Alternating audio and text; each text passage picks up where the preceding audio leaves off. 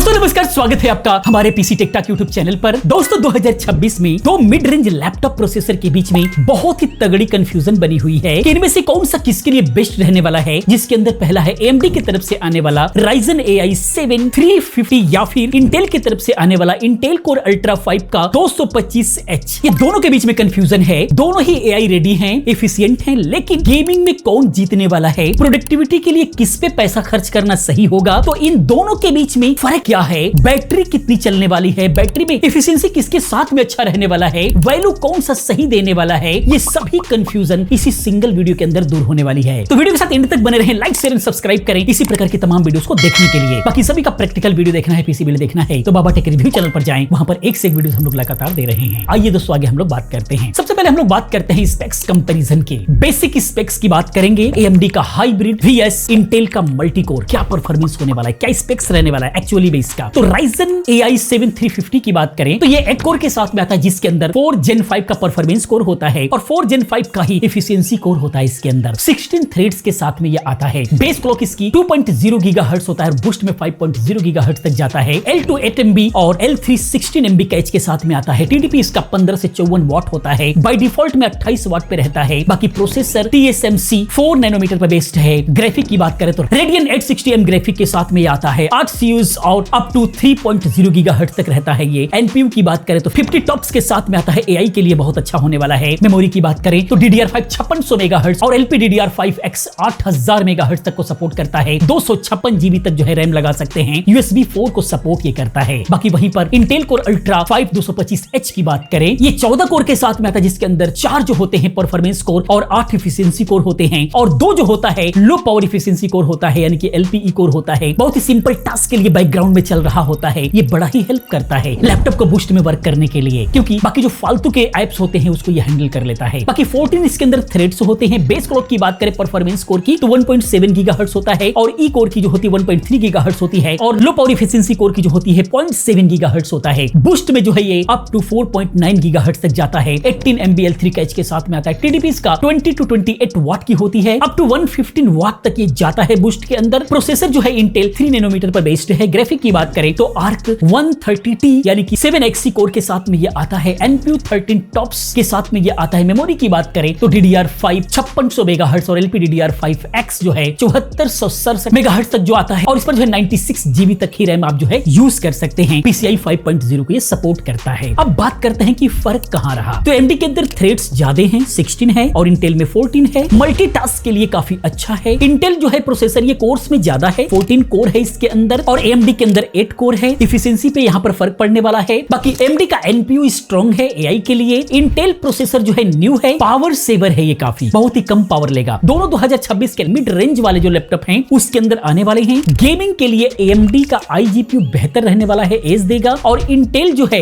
Better thermal के साथ आने वाला है, यानी कि ये हीट कम होगा क्योंकि इसका TDP कम है। बाकी अगर हम प्लेटफॉर्म और फीचर की बात करें तो AMD जो है Kraken Point Arch AI पर फोकस किया हुआ है और इंटेल जो है Arrow Lake हाइब्रिड है। बाकी ऑफिशियल में अगर देखा जाए तो AMD FreeSync के साथ में आता है और इंटेल QuickSync के साथ में आता है। 2026 में AMD AI एप्स के अंदर जो है लीड करता है। इंटेल V Pro और बिजनेस के लिए यहाँ पर काफी अच्छा रहने वाला है। बाकी गेमिंग में कौन जीतेगा, अगर गेमिंग की हम लोग बात करें तो 2026 में इंटीग्रेटेड ग्राफिक पे फोकस अगर किया जाए, डेडिकेटेड ग्राफिक की बात हम लोग यहाँ पर नहीं करेंगे, तो AMD का Radeon 860M जो है साइबरपंक लो सेटिंग पर जो है 40 to 50 FPS दे देगा। वॉलोरेंट के अंदर जो है 120 प्लस FPS तक जाएगा। फोर्टनाइट मीडियम सेटिंग पर 60 FPS तक रहेगा और नोटबुक चेक टेस्ट की अगर हम लोग बात करें तो AMD का iGPU Arc से 10 to 50% बेटर रहेगा और गेम के अंदर एवरेज रहने वाले हैं। बाकी अगर हम Intel Arc 130T की बात करें तो सेम टाइटल के अंदर साइबरपंक 35 to 45 FPS देगा। वॉलोरेंट 100 FPS दे सकता है। फोर्टनाइट 50 FPS देगा। पब्लिक रिव्यू की बात करें तो Intel ट्रेड्स ब्लो करता है, लेकिन AMD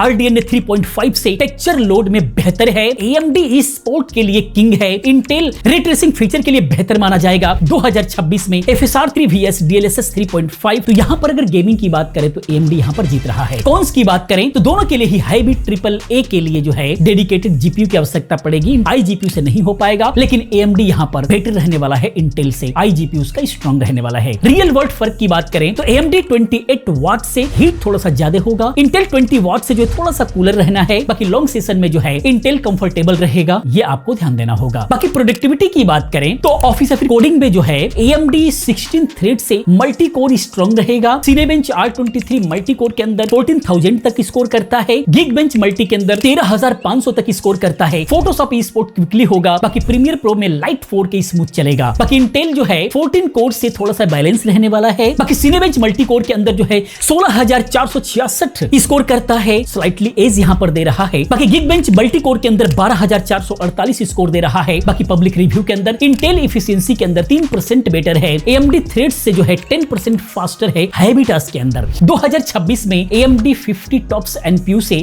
AI समराइज वगैरह हो गया, इमेज जनरेशन वगैरह हो गया, फास्ट होगा। बाकी इंटेल 30 टॉप्स के साथ में आता है, ये क्विक सिंक वीडियो के लिए बेटर होने वाला है। बाकी जो है बैटरी और एफिशिएंसी की बात करें तो AMD 15 to 54 वाट के साथ में रहेगा। तो यहां पर 8 से 10 घंटे का वीडियो प्लेबैक का बैकअप आपको देखने को मिल जाएगा। इंटेल जो है 20 to 28 वाट रहता है, जो कि 9 से 11 घंटे का बैकअप आपको देखने को मिलेगा। इंटेल का थर्मल बेटर रहने वाला है, लो टेंपरेचर भी रहेगा। AMD जो है पावर थोड़ा ज्यादा लेगा, लेकिन ये फास्टर भी है। AI एप्स में जो है AMD लीड करने वाला है। बाकी बेंचमार्क की बात करें तो Cinebench R23 सिंगल कोर में जो है AMD 1945 स्कोर करता है और इंटेल 1992 स्कोर करता है। यहां पर इंटेल 2% आगे रह रहा है। मल्टी में AMD जो है 15,927 स्कोर कर रहा है और इंटेल 16,466 स्कोर कर रहा है। यहां पर इंटेल जो है 3% आगे रह रहा है। Geekbench 6 में मल्टी में जो है AMD 13,000 स्कोर कर रहा है और इंटेल जो है 12,448 स्कोर कर रहा है। यहां पर AMD 4% आगे है। पास मार्क की बात करें तो इंटेल जो है 16% ओवरऑल बेटर परफॉर्म करेगा। AMD गेमिंग में 50% आगे रहा है। तो ये आपको ध्यान देना होगा, आपका वर्कलोड क्या है। अब हम बात करते हैं किसके लिए कौन सा बेस्ट रहने वाला है, वर्डिक्ट पर ध्यान देते हैं। तो AMD Ryzen AI 7 350 बेस्ट है किन लोगों के लिए, क्रिएटिव वर्क करते हैं, लाइट गेमर हैं,